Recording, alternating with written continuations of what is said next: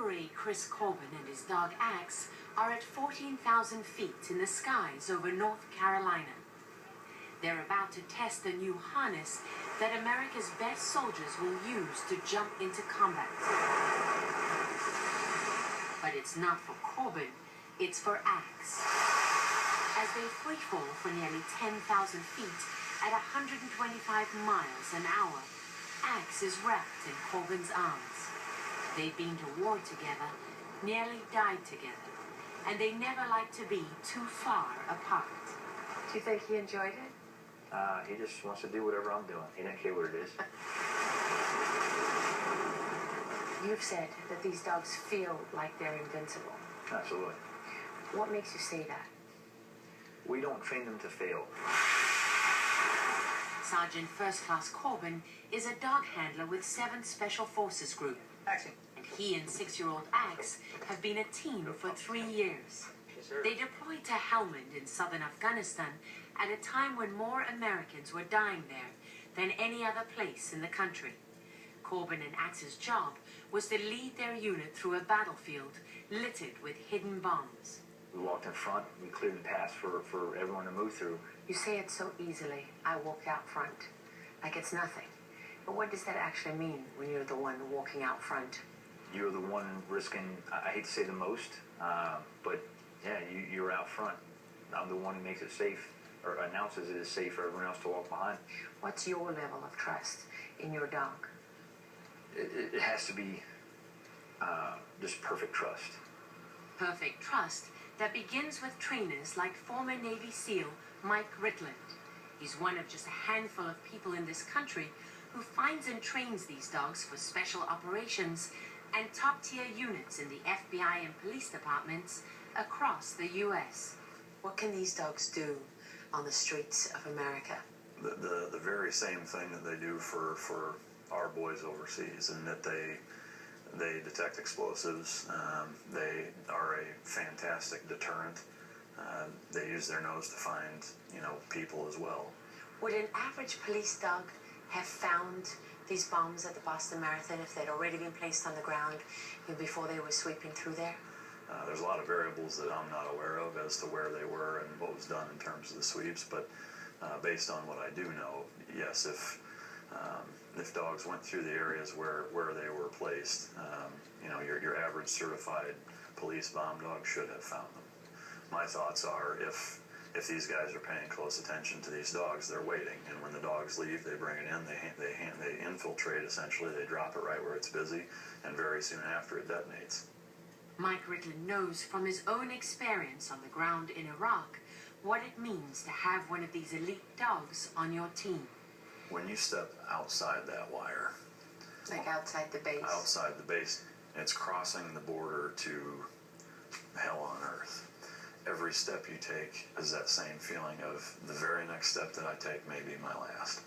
When you see these dogs operate in the capacity that they can, using their nose and finding explosives in the manner that they do, that level of comfort absolutely skyrockets in your mind, because you know that you've got one of the best trained, best equipped, best capable, working dogs out in front of you that has your back. We met Mike Ritland on his 20-acre ranch in rural Cooper, Texas, where he runs his own company.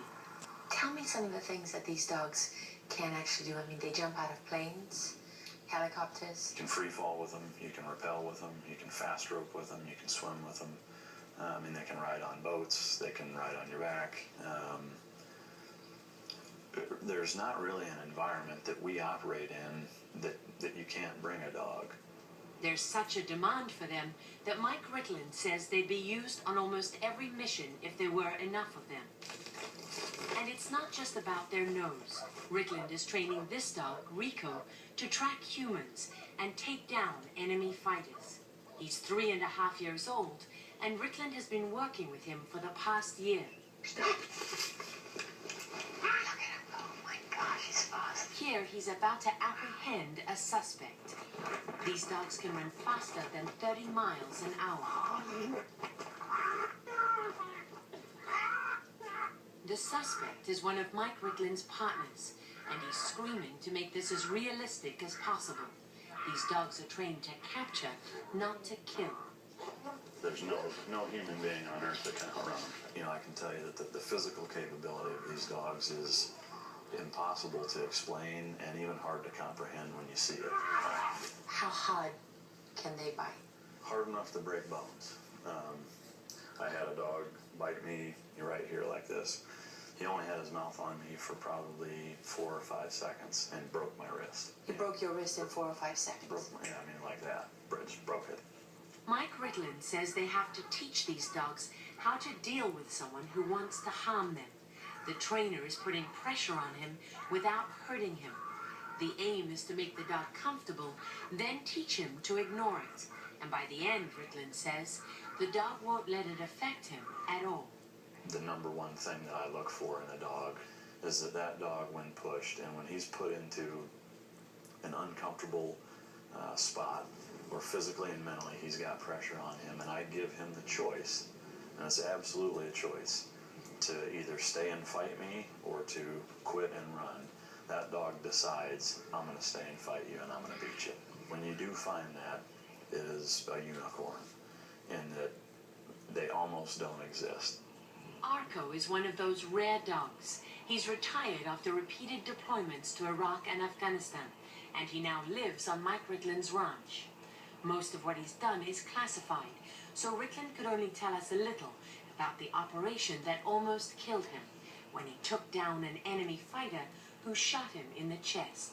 And he maintained control of the guy, you know, after being shot. So At point blank range?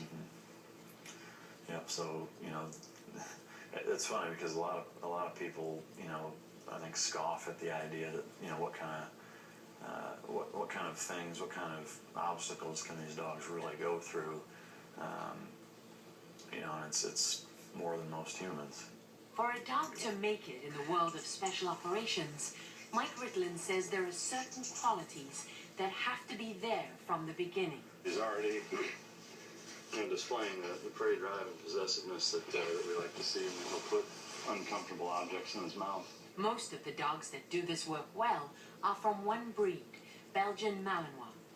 And there are only 3 places in the US that breed them for top-tier military units, like this one in West Virginia, where Mike Ritland gets some of his dogs. Oh, they're so cute. Here they specialize in the early stages of training, which starts almost from birth. With loud noises that are meant to get them used to the sounds they may one day face in combat. Their noses are up to 1,000 times more sensitive than a human's, and at just a few months old, they start learning to ignore other smells and distractions while zeroing in on the scent of a bomb.